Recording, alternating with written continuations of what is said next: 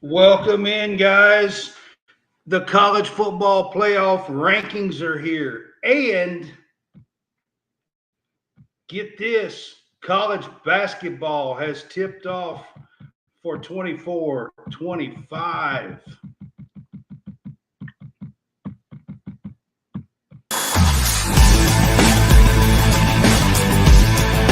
Can I please have your attention? There's all a commotion around here. What are you talking about? Let them yap at you. It's actually very exciting. Welcome to the Big Fuss Show. This is Brad. I have John Hammonds. What's up, Hammonds? What's up, man? We are here to do our Big Fuss Show tonight, week 11, season 3. If you are on Facebook with us, you can help support us by sending stars, or you can also subscribe to our page, 99 cents a month. It does help us to earn money to continue to make more content for you guys. And we are here to have a little bit of fun for you guys tonight. Also, if you're on YouTube, share, like, tell your friends, tell others. We would love to have more on our YouTube channel as well, and we appreciate you guys as well. So, all right, guys, welcome in to the Big Fuss Show. The college football playoffs rankings are out. They come out last night. In case nobody was paying any attention last night, because there was something else going on last night, Hammonds, that everybody was paying attention to and talking about. I don't know. I was lost and I didn't really know what was going on. But anyways, I'm not going to bring that stuff up on this show. But what I am going to bring up, I will say this: Donald Trump's in office. The end. Let's move on. what I am going to bring up here is that in the midst of all that last night, the college football playoff rankings come out last night, and we are here to do a little bit of talk about the college football playoff rankings. So the top 25 was released. I'm going to start at the bottom. Number 25 was Army. John, Army is 8-0. They are still undefeated.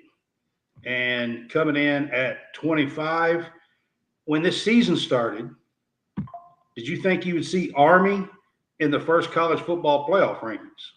Probably not. No. Yeah, I don't think so either, to be quite honest. 24 was Missouri at 6-2. Clemson is 23 at 6-2. Louisville, who just beat Clemson, comes in at 22, and they are 6-3. John, they are the only team with 3 losses in the college football playoff rankings. What do you think about that? With Louisville, and they're coming off a big win against Clemson. They are. I just said that they beat Clemson, so they're in front of Clemson, but they do have 3 losses, and they are the only team in the college football playoff rankings with 3 losses. What do you think about that? I mean, do you think they deserve it? I think they have up to this point. All right. And then number 21 is Washington State, who is still they're 7-1. They've only got the one loss this year. I've said this probably since 2-3 weeks ago. They're the wild card in all this. If they are, because if you look at them, man, they could continue to keep winning probably. If they got to have a few teams in front of them get beat, but they got to keep winning to get to that point. They got to see some teams, to lose. So. I agree. They are the lowest one-loss team at 21. Number 20 is 6-2 Colorado. Number 19 is 7-2 Kansas State. 18 is 7-1 Pittsburgh. Iowa State is 17 at 7-1. Ole Miss is 16 at 7-2. LSU is 15 at 6-2 and beat Ole Miss. Texas A&M is 14 at 7-2, and SMU is 13 at 8-1. They are the first team out of the top 12. You want me to do the top 12?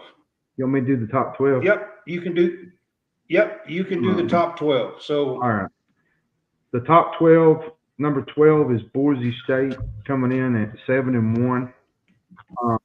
Number 11 is Alabama at 6-2. Now, me and Brad to kind of get into this one. I don't think they belong there. I just don't. I think there's a couple of teams behind them that could have a more say than Alabama because, which granted, the Vanderbilt game, I mean, if you look back at it now, Vanderbilt's much improved, but Alabama just does not look like a top 12 playoff team all year long. Their defense isn't that great. I mean, they've had a couple games where their offense hasn't played that great. We'll get to who's too high and too low, and I've got all that in there. Go ahead with the rundown.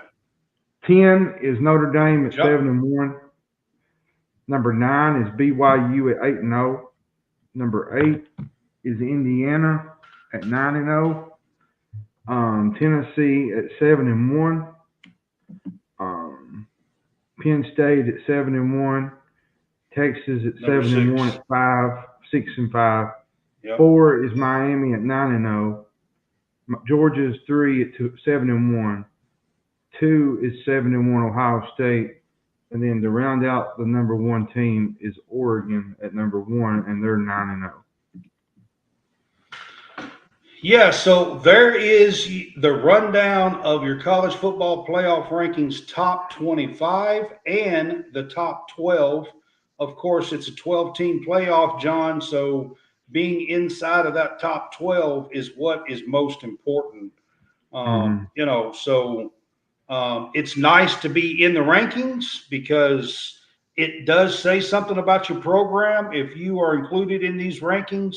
Like I said, Louisville is the only team included that has 3 losses.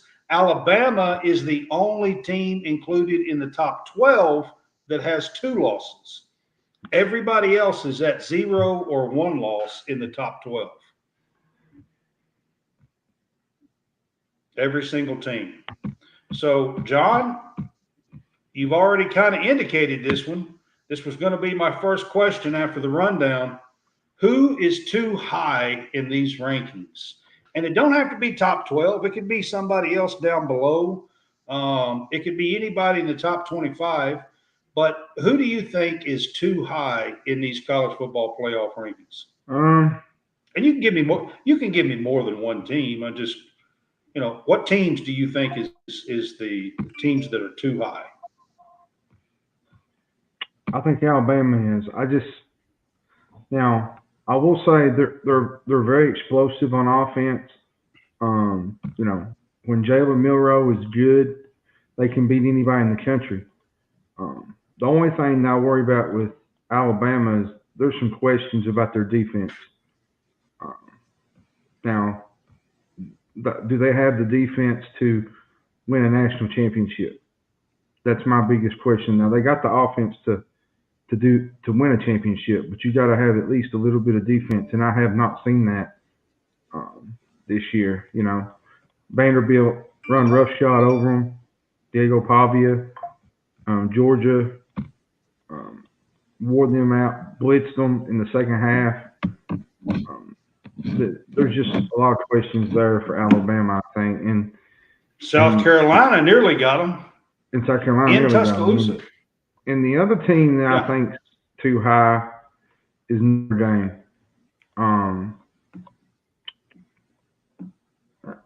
I'm just not a big fan of Notre Dame, to be honest. I think Indiana should be ahead of them.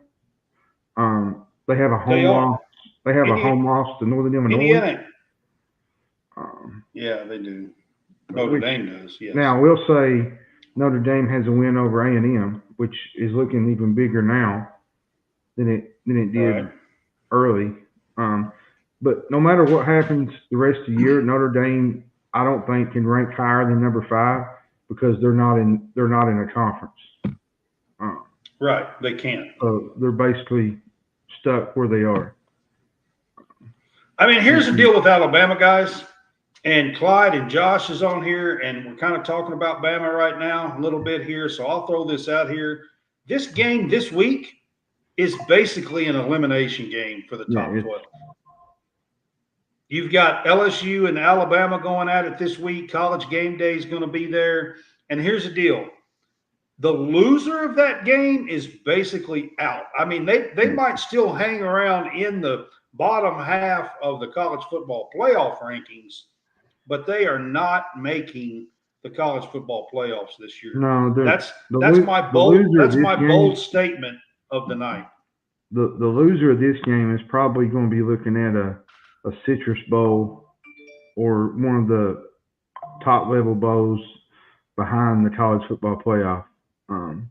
And the winner, like you said, gets a notch up in the totem pole and gets an opportunity to actually play some more and get opportunities to be in the college football playoff. Yeah, it's a huge game this week between Alabama and LSU. That's the reason why College Game Day is going to be there this week. Like I said, it's basically an elimination game. And I kind of agree that I don't really think Bama should be in the top 12. I will tell you a little bit later here the team that I think that really should be there when you look at resumes and stuff. But I get it because they did handle Georgia. They almost let them come back, but they did get the big touchdown at the end and still won that game. So that's a pretty nice win on their resume, even though they have Vanderbilt loss and, a couple of things too. So I kind of get it. But this weekend's game is going to be the telltale because if LSU beats them, Bama's out. They are not getting in. LSU's out if they lose. So exactly. It is. They're both out. I mean, whoever loses. Yeah, for sure. All right, John. I asked you who was too high. Who is too low in the college football rankings? That's a good question. I think SMU. They beat Pittsburgh. They're undefeated in the ACC. Their only loss was to BYU. A 3-point loss, by the way. A 3-point loss. A 3-point loss. They don't play a team with a record over 500 the rest of the year. Right. And they went into Louisville. SMU's looking pretty good right now. Yeah. They are. And they went into Louisville and beat Louisville. They did. Now, I'm going to say this. Beyond that, there's maybe 2 teams that I think could make a push. And that's Iowa State and maybe Pitt. I'll say this. I know everybody hypes on the Deion Sanders bandwagon. He's still got a shot to play for the Big 12 championship. He's got a big game this weekend against Texas Tech. But I think probably no matter what, one of those Big 12 teams is going to get in, even if they're not inside the top 12. They're still going to get in because the championship winner gets in. The highest ranked championship winner gets in. But like you said, probably the next couple, if we're being fair, is probably SMU and Ole Miss. Because if Ole Miss, I think Ole Miss is too low. If they could knock off Georgia this weekend, that could put them in a prime position to be in the college football playoff. John Robinson, UK plays Texas next Saturday, not this. No, I take that back. UK plays Murray State next Saturday, and then 2 weeks from Saturday, we play Texas. This ain't Yes, Kentucky. I would So probably this ain't always Kentucky stuff, people. Like, yeah. everybody's talking Kentucky. Yeah. So my teams that are too high, John, I'm gonna be honest with you. I think Miami's too high. I just do. I think Miami's too high in the college football playoff. Their resume is no better than Indiana's. They're both 9-0. If you look at their resume, it's no better than Indiana's. Indiana is at 8. Miami is at 4. The only reason why that would happen is name brand. That's it. Because they are Miami and Indiana is Indiana for football. That's it. Here's another thing I kind of want to get at with this, Brad, is Miami's winning with their offense, with Cam Ward.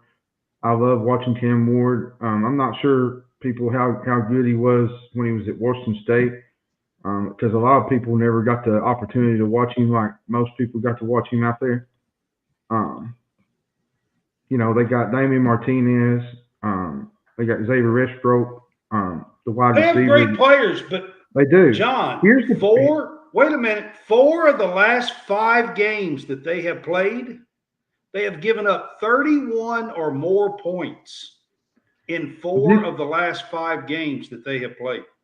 Here's the question that I have with Miami going forward is how is it going to play against one of the better teams in the sport, like a team like Oregon, a team like, Texas, Ohio State, Georgia. They've had a lot Texas. of close games. Yeah. And I just wonder if it's sort of similar to the year that Florida State, remember the 2014 Florida State team, Jameis Winston, they went into the Oregon game and they got absolutely humiliated. I think, what was it, the Rose Bowl, I think. Like, how do they compete against the bigger teams? Because they're just barely scraping by with some of the under the radar teams in the ACC. Yeah, man, I agree with you. That's mine. If you're going to tell me, ask me that question, my too high is Miami. There is no way on the face of this earth Miami should be above Texas. There's no way on the face of this earth. I don't think there's any way that should happen. I don't care if Texas is 7-1 and Miami is 8-0. Miami is too high. Indiana is probably a little too low, and I think that Indiana, BYU, and SMU are all too low. So that's some of my too low teams. Now, I'm going to ask you this question, John.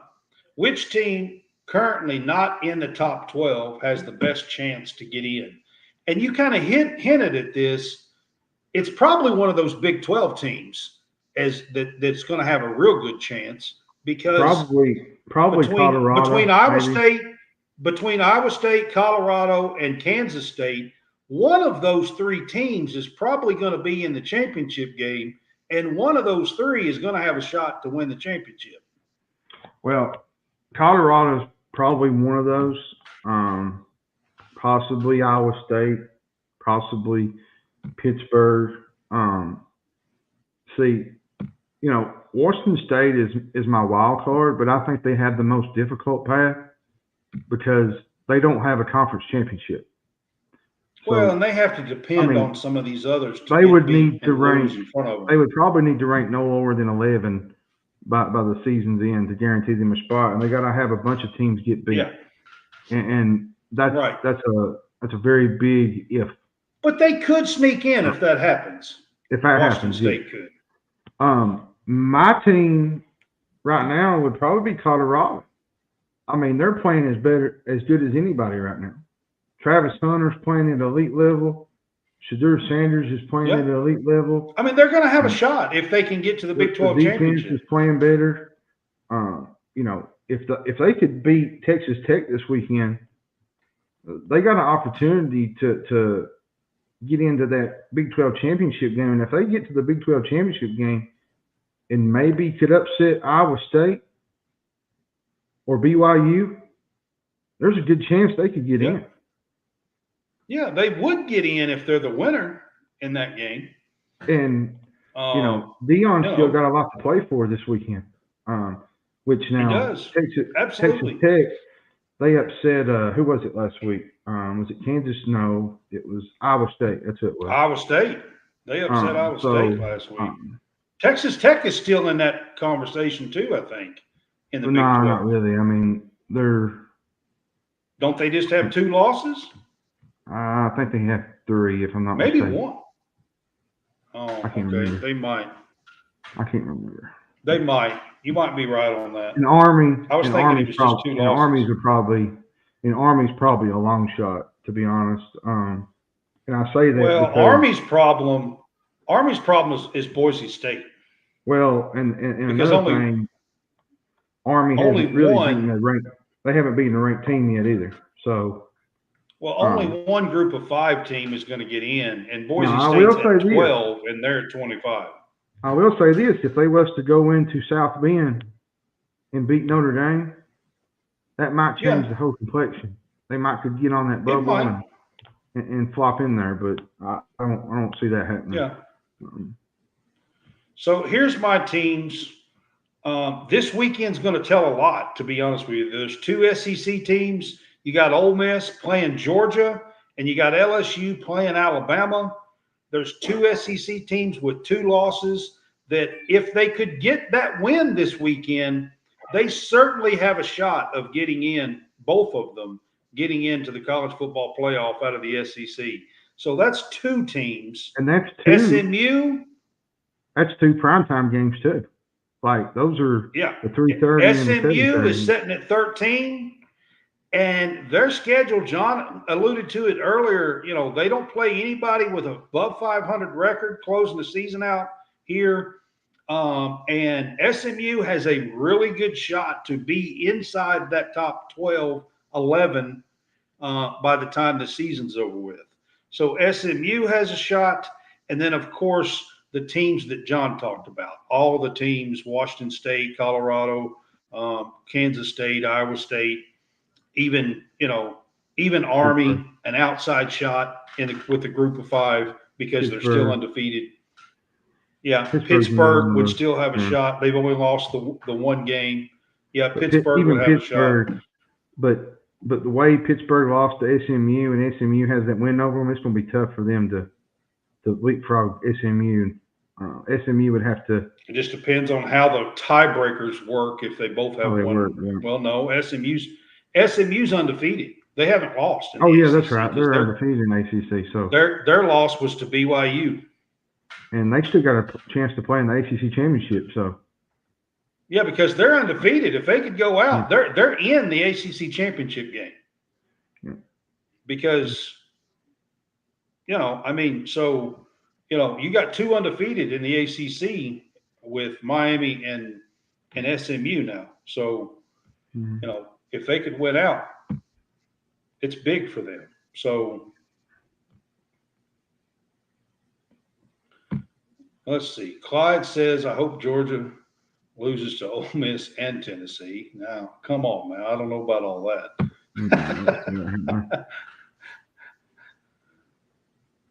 All right, Jonathan Garrison. I got through.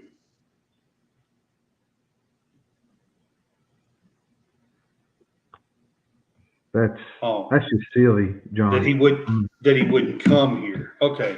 I just was trying to read what it said. So, all right, I got you. All right, John, we're going to play a little game. This is a blind resume game for college football playoffs. All right? Mm-hmm. And you may have seen my post and you might have seen a little sneak peek here, but we're still going to play this game.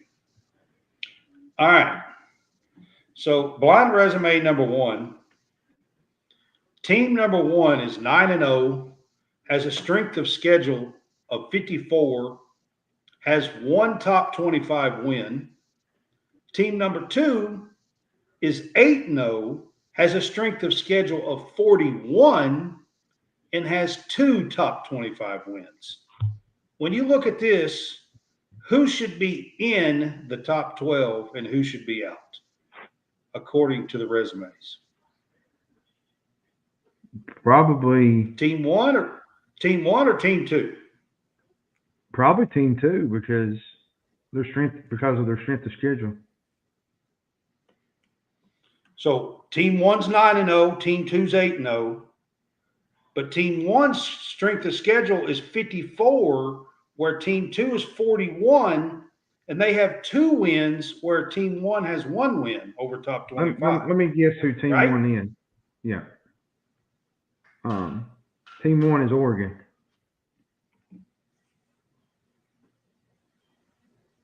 And team two? Who do you think team two is? Probably Indiana. You're wrong on both, but here's who team one is Miami. Team one is Miami. Team two is BYU.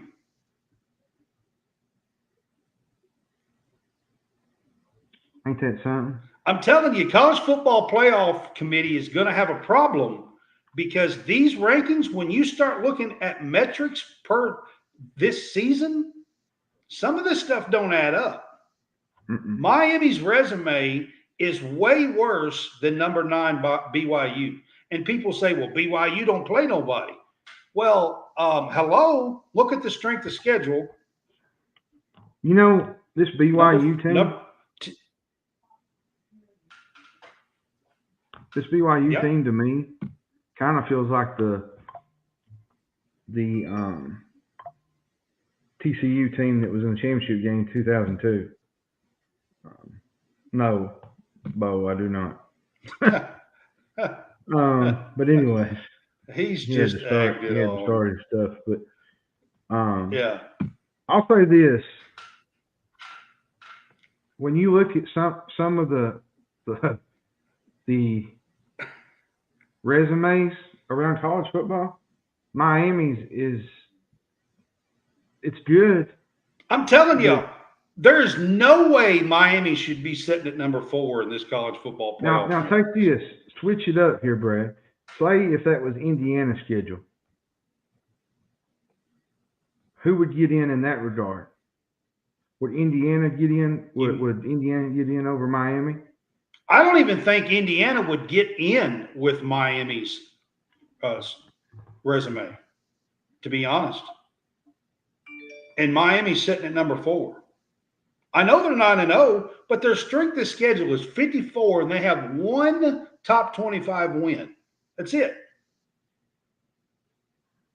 BYU's got 2 top 25 wins, and their strength of schedule is 41. Mm-hmm. Now, I've got a second one. Blind resume game number 2. Team 3, they are 7-1. Their strength of schedule is 49, and they have 0 top 25 wins. 0. Team 4 is 8-1. Their strength of schedule is 60, but they have 2 top 25 wins. Let me guess what number 2, the second one is. Is the second one Ohio State?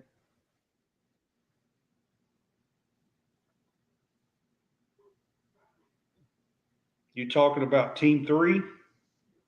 Team 4. Team 4? Nope.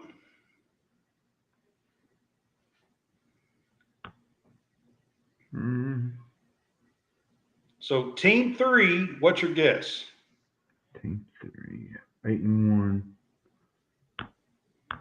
Team 3 is 7-1. Schedule strength is 49, but they have 0 top 25 wins. Team 3.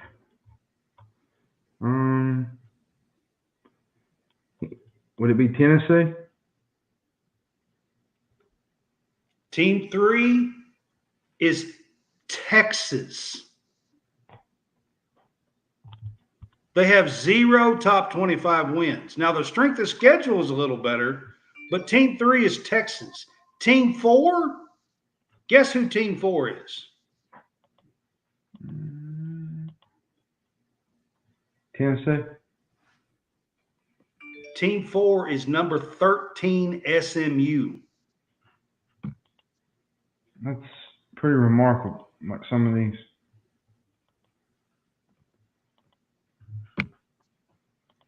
Team 4, and I'll get back to it here. There it is. Team 4 is 8-1. Their strength of schedule is 60, but they have 2 top 25 wins. Texas has 0 top 25 wins. They're 7-1, and their strength of schedule is 49. But Texas is 5, and SMU is 13. So you can't tell me that Brand has a lot to do with it, but a lot of you can't tell me that Brand's not making a difference here. You can't tell me that. The SEC has a lot of difference of it too with the conference. That has a lot to do with it. Yeah, but when you look at the resumes for this season and schedule and strength of schedule and everything else, I'm telling you, if this continues to happen, I'm not saying it's going to change this year, but if this continues to happen, I think it's going to wind up being a problem because if in the basketball tournament, they've now used all the analytics and all the thing and stuff to get teams in and out. And, now it's going to wind up being important. They're going to have to really look at season analytics. Mm-hmm. Because if you look at the season analytics here, I'm telling you, some of these teams are pretty highly overrated. And I thought this would be kind of a fun little thing to do tonight, to have a blind resume here and talk about college football playoff a little bit. That's like with Texas. I mean, I still like Texas. The last couple of games, they've not really had some of their best showings. They got a bye week this week. The Vanderbilt game. Yeah. And down the stretch, they got a tough game with Texas A&M that could decide a few things. So they're going to have to pick it up when it comes down the stretch here. Yep, absolutely. All right, guys, that is going to wrap up our college football playoff rankings talk tonight. Hope you guys enjoyed that, the blind resume stuff there. If I can find another one to do next week when the new rankings come out, I will try to do one next week as well if I can find one. I just think that it's pretty glaring kind of to look at. But that is going to wrap up our college football playoff rankings talk tonight. We are going to begin here at College SportsCast. This is our first official night on the Big Fuss Show, or maybe Friday with the Game Day Pick'em. This is our first official talk for college basketball. College basketball began on Monday night. And John, just your thoughts so far. We're going to get into some of the games, but just your thoughts on your excitement for college basketball and everything starting. I mean, I'm excited. I mean, I watched quite a bit of basketball Monday night. Alabama looked really good. Gonzaga looked really, really good. Gonzaga is going to be a problem. Braden Huff, that team has got some dudes, and Gonzaga is going to be really Jonathan. Fun to watch this year. Baylor is going to have to figure things out. I know they got Arkansas Saturday. They're going to have to figure They're going to have to figure some things out there. The Cooper Flag era started. I felt like Duke played good at times. They looked kind of disoriented at times. That's going to be normal with freshman teams. North Carolina, I thought, struggled a little bit with Elon. North They Carolina, did, and it was at home. They'll figure it out though. Now I will say they're without Baycock. Imagine that, guys. Baycock's been there for 10 years. He's gone finally. You know, finally. UCF upset Texas A&M. I thought that was a big win for UCF. Ohio State beat Texas. Kentucky looked good. Yeah, the SEC kind of had a rough opening night, John. It's going to be fun to watch. Overall, I'm excited. We had another upset tonight. Well, I wouldn't call it an upset, but it's an upset, more or less, I guess.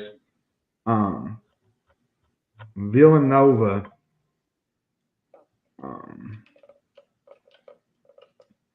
Let me find it.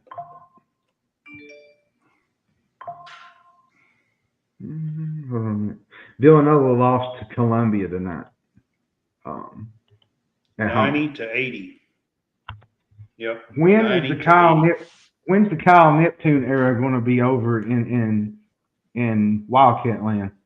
I would think that this season he'll be on the hot seat if he don't make a run. Last year they lost tournament run.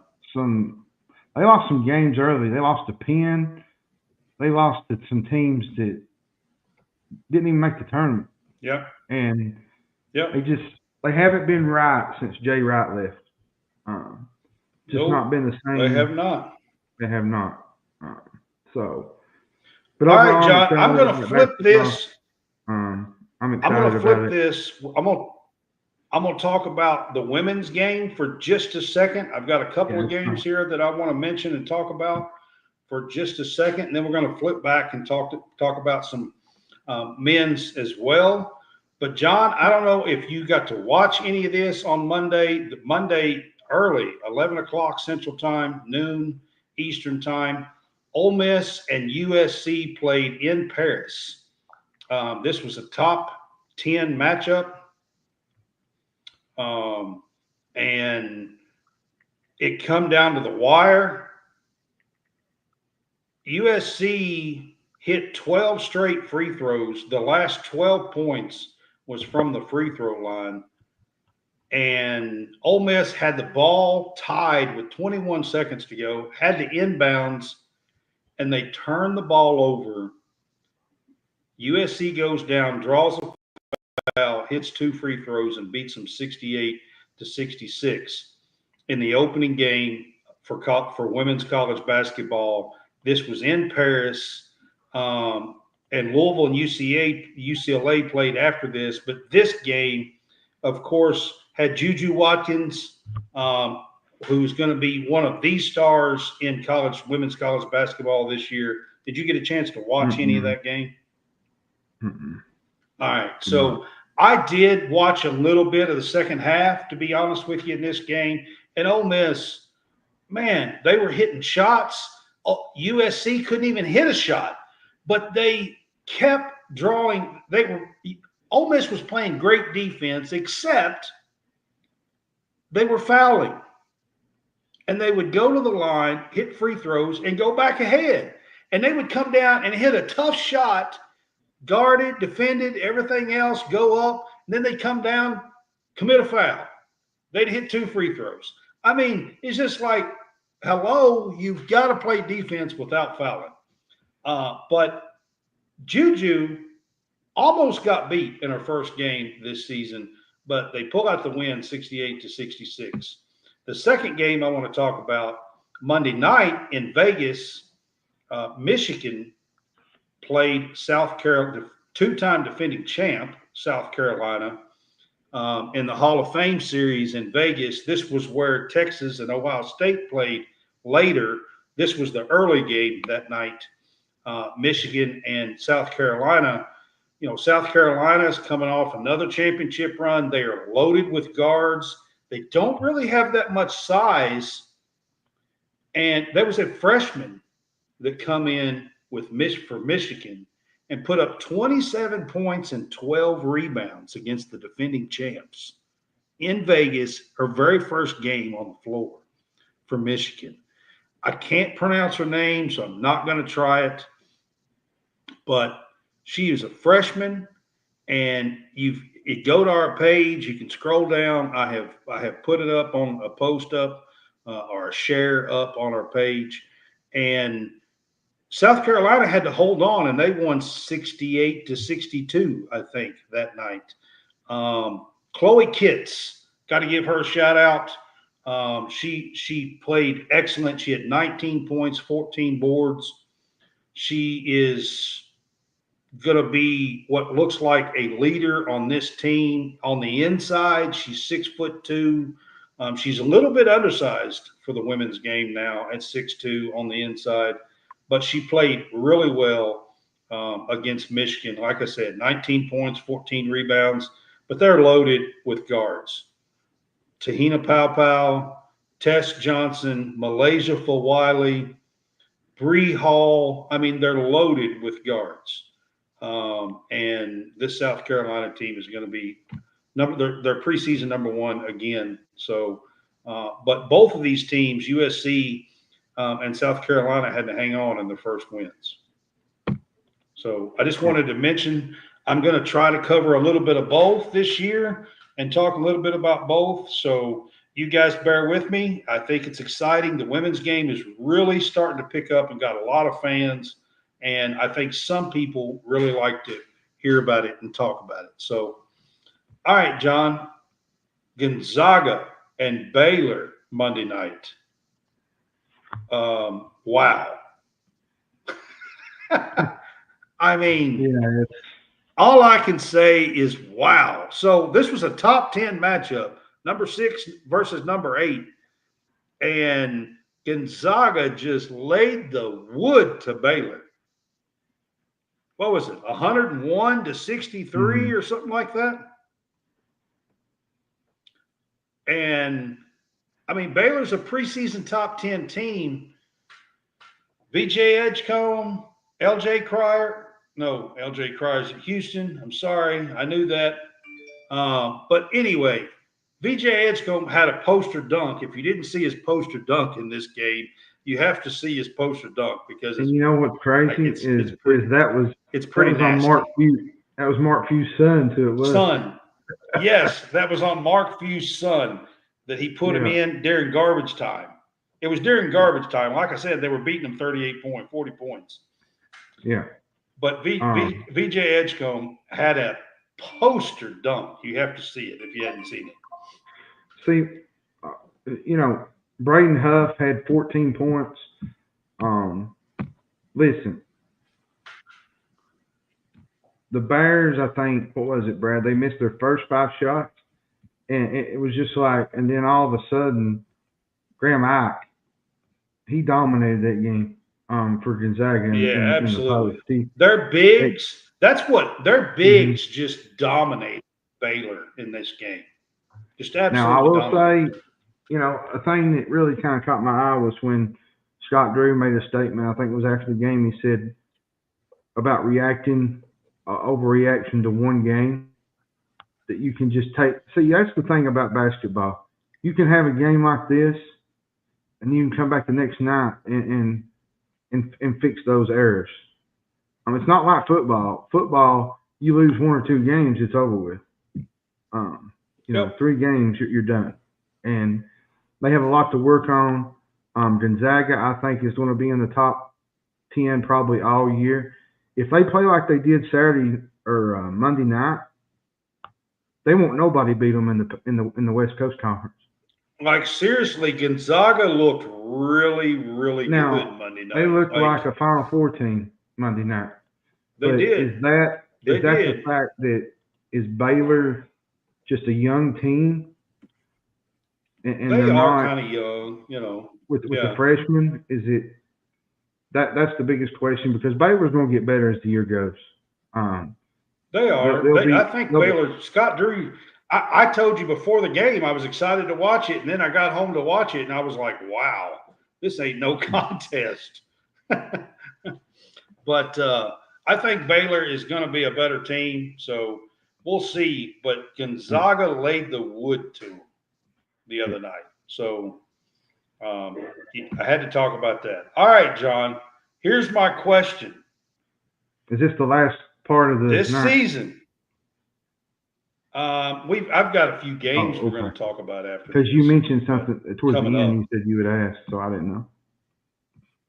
This is my last really kind of big question, and then I've got a few games that's going to come up that we're going to talk about here. But this is my last one. So, college basketball.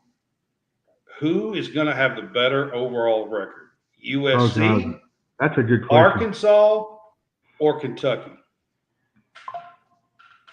That's a good Now, question. if you don't know, Arkansas's coach is now at USC. Kentucky's coach is now at Arkansas.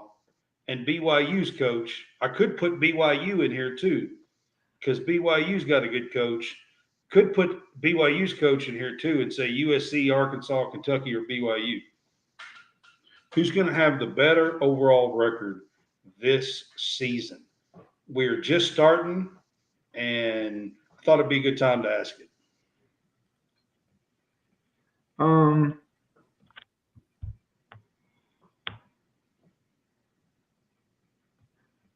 Kentucky. I think they have a better range of shooters. I think they have the more experienced team. I'm gonna be honest with you, Brad. I think Arkansas. We talked about this before the show. There's going to be some games in February that they're going to be having some. They'll be going to the dentist because it'll be like pulling a root canal with the way they shoot at times. They won tonight, but their shooting was not great. And I think shooting and defense is going to be their two Achilles heel. I mean, basically all year. I mean, and I'm going to tell you right now, Eric Musselman is a good motivator. He gets his guys up. He's a good motivator most of the time. He's going to do a good job out of USC. You know what? Arkansas shot 4 from 19 from 3 tonight. Exactly. That's not going to win you. Not a good shooting team. That's not going to win you many games in the SEC. And that was against Lipscomb. Yep. That wasn't against Alabama. Yeah. Tennessee, Kentucky. Tennessee, Auburn.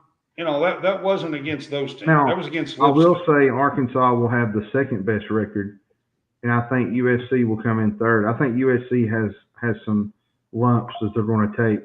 Now they do got a great player in St. Thomas. I think he's a really good basketball player. They got some guys that can, get to the rim, and I think they'll do really good out there in the. All three of these teams. The reason why I picked these three was the coaching changes. Yeah, but also all three of these. But also, John, all three of these teams was left with hardly anybody there, and they all had to piece this team together out of the transfer portal. Yeah. All three. Now, BYU had some players I'll probably come back. I'll probably get over on this, but I think Pope put out the best roster, in my opinion. Now, I will say Arkansas. If you talk about efficiency, I think so. Arkansas, yeah. I'm going to be honest with you, John.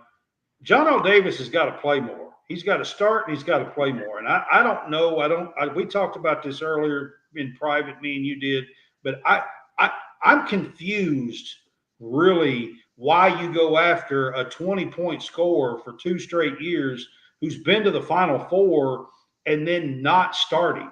I'm confused. I don't get that at all.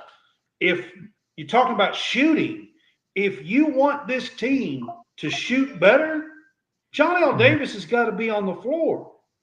Mm-hmm. He's been one of the better shooting guards in the country for the last 2 years at FAU. Hey. I mean, I don't understand that, John.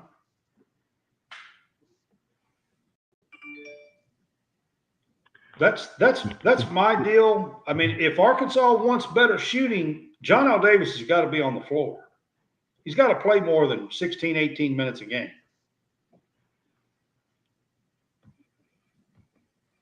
And I'm not exactly understanding why he's not, to be honest. All right, John, we're going to run through some games here coming up. This is on Friday night. North Carolina takes on Kansas. Now, I'm going to be honest with you guys. A lot of these games are neutral site games early in the year. If they are not, I did not look up where these games are located because most of the time early in the year like this, they are at neutral sites. But occasionally, some of these games might be at home. So I'm not real sure. But North Carolina, I think this game is at home. I think this is in the Fog. At the Fog. I think.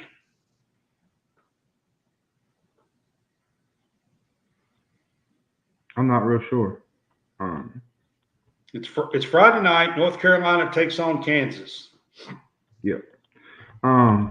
Should be interesting. Should be a, early test to see where they are. Especially, both teams are blue bloods. Yep. Give you an idea where everybody should be a fun game at this point in the year. You know, you got R.J. Davis on one side. Mayo is playing on the other side for Kansas, a really good guard for. Yeah.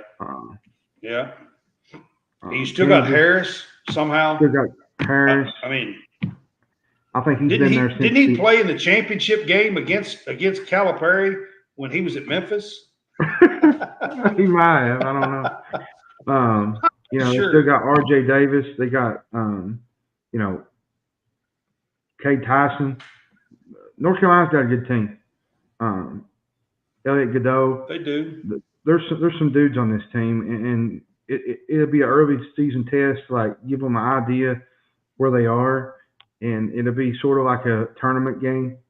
I'm not going to pick the winner. I'm just going to say it's going to be a fun No. We're game. not picking these games. I just thought we'd talk about it. We might pick some of these on Friday, but we're not picking them. I just thought we'd mention them. Arkansas isn't losing, Clyde. Arkansas won, just so you know. All right. Tennessee takes on Louisville this weekend. I think this game is Saturday. Mm-hmm. Like I said, guys, if you want to look up. At the Young Center. It's at the Young? Okay. Mm-hmm. All right. Tennessee takes on Louisville this weekend. This is an opportunity for Louisville to get into the top 25. If they win this game, there's a good chance that they could be ranked come Monday morning. Goodness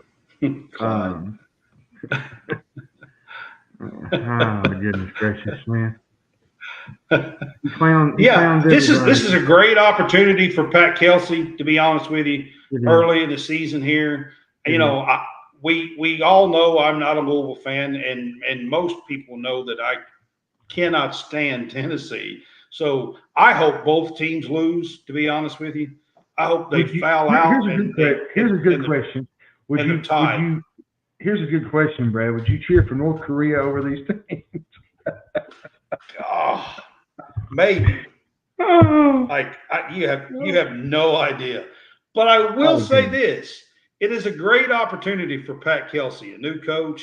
Here's the thing coming in here at home. Exciting. We get college football. There's some really good games on Saturday, and then you get this mixture of college basketball now. That gets into it's a fun time of the year. It's the best time of the year, I think. And you're probably going to talk about the Baylor Arkansas game next. Yep. Baylor Arkansas plays this weekend as well. I think this is a Saturday game. Again, I'm not sure. I didn't have enough time to look all this up before. I was running kind of close on time before the show. But Baylor and Arkansas play this weekend. I think it's Saturday. I think it's a neutral site game. I think it's. I think it is a neutral site game. I think Baylor needs to win this game. Baylor's looking to rebound off of the ass whooping they got from Gonzaga on Monday They night. need to rebound in this game and get it together. I think this is a game that they can do that. Like I said, Arkansas can't shoot that well from the 3-point range. They're having some issues shooting the ball. It'll be interesting because Baylor didn't shoot the ball well either. So we'll find out who can mix and match and figure out how to take home a win on Saturday. This should be a fun matchup.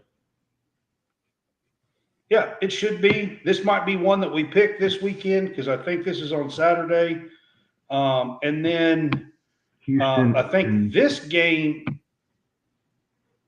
this game is over the weekend as well. Auburn plays Houston.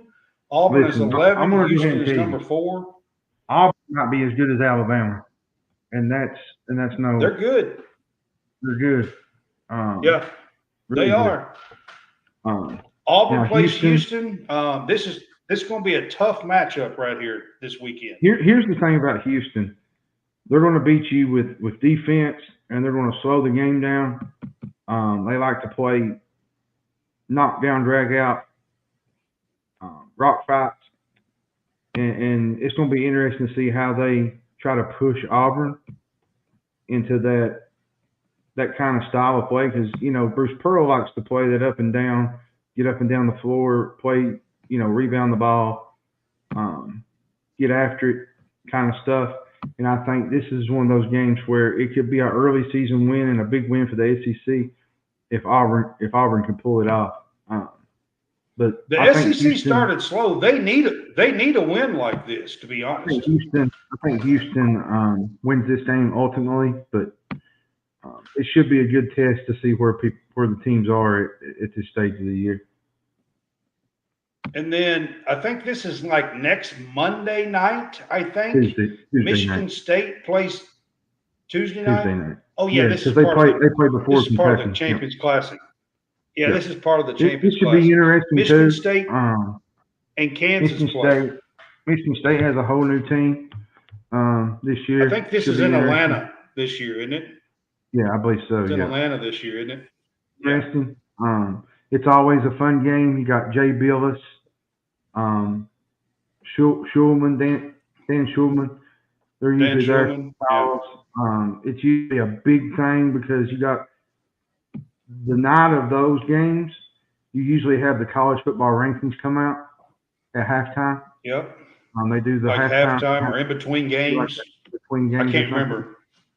Yeah. So, yeah. Another big deal. This is really, to me, I know people think, well, the season started Monday, but usually this is when to me, the real season starts because you got these teams. This weekend, there's a bunch of games. You can see them. It gets cranked up this weekend. Yeah, it does this weekend. Yeah. Yeah.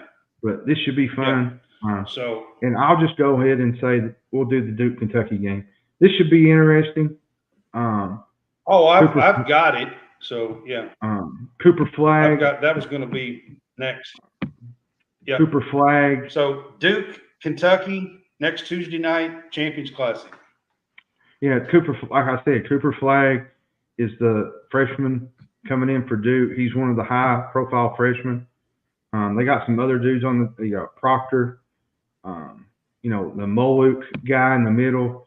To me, it's going to be interesting to see how Kentucky handles the stage with Mark Pope. And I say that because,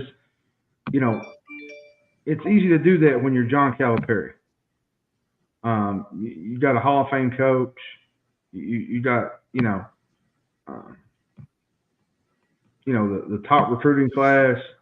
And it kind of feels, I wouldn't say it's bland, but it feels kind of like. Well, Pope's been there before as a player.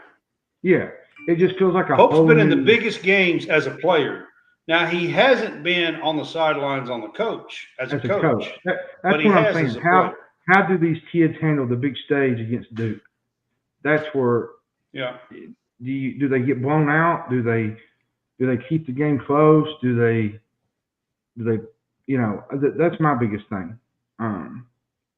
Right. But we're not picking these games right now, guys. I'm gonna say this. Because we may pick these on Friday night as I'll our say game this day though, Brad. pick'ems. Some of these. I'll say this though, Brad. If Kentucky was to go in there and beat Duke, boy, oh boy, that's all I gotta say. Oh, it'd be a big statement, huge. That's all I It'd gotta be a say. huge statement for this year. That's all I gotta say. Of course, if Kentucky gets beat by a fairly wide margin, then people are going to say, "Oh, Kentucky's overrated," and that's and how everything else. That's how most fans do. So. Now if it's like a 3-point 5 game or a 5-point game or something like that, they might not. But if it's a 12, 15-point win or something like that, then they're either going to say that we're overrated or whatever. Kentucky's no good. We're going to hear all that. Now, if they win, it's going to be huge. Just because it's going to be like it's going to validate everything Mark that Pope. Kentucky's done and Pope's done. It's going to validate Mark Pope and what he is, which I think he's already validated by the UK fans. So he don't, Well, I do too, but I'm talking about nationally. Yeah. Nationally, yeah, I get what you're saying. Yeah. So. Yeah, I think so. So, Clyde, I hope you're right. That's all I got to say. Yeah. That's all I got to say. And then, John, I do have one women's game that I wanted to talk about that's upcoming this weekend. Number 9, NC State plays number 1, South Carolina this weekend. NC State has a couple of really, really good girls returning on their team. They are the 9th ranked team in the country. So this is a top 10 matchup. South Carolina and Dawn Staley is not afraid to play anybody anywhere. If you look at her schedule, she played Ole Miss in Paris. She's playing this game. She plays UConn. She plays, she plays the hardest schedule. And that's why come tournament time, and the SEC on top of that, they're not afraid to play anybody. I don't think South Carolina, they're going to be good, but I don't think they're going to be as dominant as they was a year ago. They lost some pieces. That's where I am. So I tell you what the biggest, so they lost Camilla Cardoso, which is 6'7", by the way, and probably weighed for a girl. 210, 200 pounds. Girls, it's kind of hard. I don't know, but she was pretty big inside for a girl at 6'7". Yeah. But I'll tell you what I think is going to be a big loss for South Carolina. Ashlyn Watkins. And I'm not exactly sure. Ashlyn Watkins in the offseason got in some trouble, some domestic violent stuff, to be honest with you, here on College Sportscast. She got in some trouble. She is supposed to be on this team. She is currently not because of the trouble that she got in. And I haven't really heard much updates. I don't really know what's going on. She is still on the team. I know that Dawn said when and if she gets back, she will be a part of this team. I don't really know any other aspects of this, to be honest with you. But what I do know is this. She's 6'3", and she dunked versus Kentucky last year in a game at Rupp. I was there. And she can jump out of the gym. She's 6'3". She is a menace inside. She would help Chloe Kitts tremendously. And I think this South Carolina team is going to miss her because they were counting on her. They thought she was going to be here, and she's not. So, they're having to play. They got a freshman. There was a number 2 overall player that's 6'3". Joyce Edwards is her name. She's probably going to be a star, but she's a freshman right now. First game the other night, had 10 points. But we'll see exactly where they're at. But I think early on they're going to miss Ashlyn Watkins. Jerry Murphy, to answer your question, I think you're probably going to have to contain one, and then whatever happens with the other one, you just going to have to let it be, because you're not going to be able to double team two guys all night. It's because you're going to leave somebody open. Amari Williams can probably play pretty good defense versus one of them. Yeah, so be interesting to see how they come together. Yeah. Yeah. So, all right, man, that is our show. That is all that I have here for us tonight. I hope you guys enjoyed the Big Fuss Show here. First half, we talked about the college football playoff rankings. Second half, we talked about college basketball. It's a fun time of the year. You got both sports going. I got to say something. And we love to do a little bit of both. Ain't you happy? No more political ads during basketball and football games. God, yes. So with, man. Yes. Hey, celebrate. That is celebrate, Brad. You have no idea. No idea. I'm so over that. You have no earthly idea. Oh my goodness. But I hope you guys enjoyed. Like I said, we did college football playoff rankings talk the first half of this show. Second half, we talked about basketball. That's probably how we're going to split things most of the time here. Now that both sports have gone, we'll probably do close to half and half or 60-40, something like that with these shows that we do, except for the Big Blue Hoops cast that we're doing. I am trying to do a basketball show for the women's and the men's together, and we are going to keep that just for Kentucky basketball. So if you're a Kentucky basketball fan, join us. I think that show is going to be on Monday nights, and we're going to discuss the latest games and the upcoming games and who had the best games and who played well and all that stuff on the Big Blue Hoops cast. So we're going to bid farewell for tonight. This is Wednesday night. We've done things a little bit different on a schedule this week. We're going to be doing our game day pick'ems on Friday night, and we will include a few of these basketball games at least, some of the bigger games here this weekend. We will include some of those on Friday night and talk about some of those games. And if there's a point spread in some of them, we will put point spreads on them. If they're not, then we will not have point spreads. We'll just pick winners. Yep. So that's how we'll go, and that's how we'll do it this year. I appreciate everybody. We will see you guys on Monday night. We will see you guys on Friday night. I just talked about it and couldn't even get it right. This election's gotten to you, man. I just talked about it and couldn't even get it right. I don't know. All right. Y'all have a good night. We will see you next time.